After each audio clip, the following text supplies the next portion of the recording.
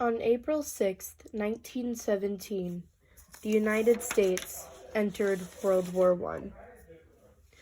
In an effort to enforce an effective draft as soon as possible, Congress passed the Selective Service Act just 6 weeks later. The law required the draft of all men aged 21 through 30.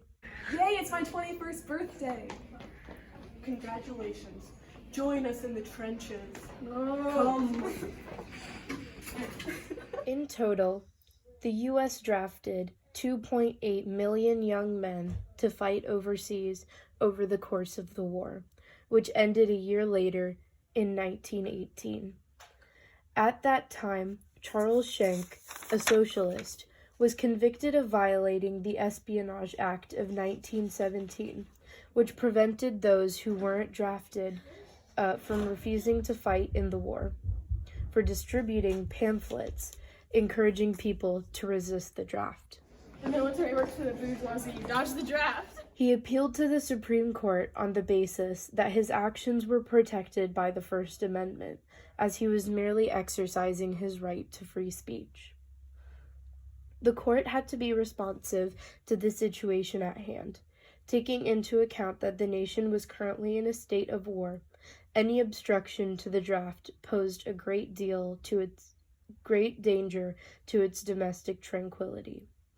In a unanimous decision, the justices established that resistance towards the draft posed a danger to the stability of the country in a time of war.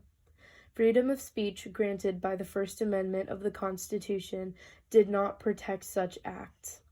Schenck indeed violated the Espionage Act of 1917 by going against his country in a time of war. Your violation under the Espionage Act is not protected under the First Amendment.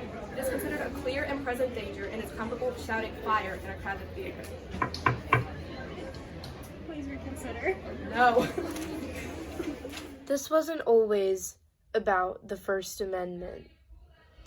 Schenck was trying to convince men to resist the draft because it violated the 13th Amendment, which prohibited involuntary solitude. But when Schenck was convicted, the question at hand was whether his conviction violated his First Amendment right to free speech.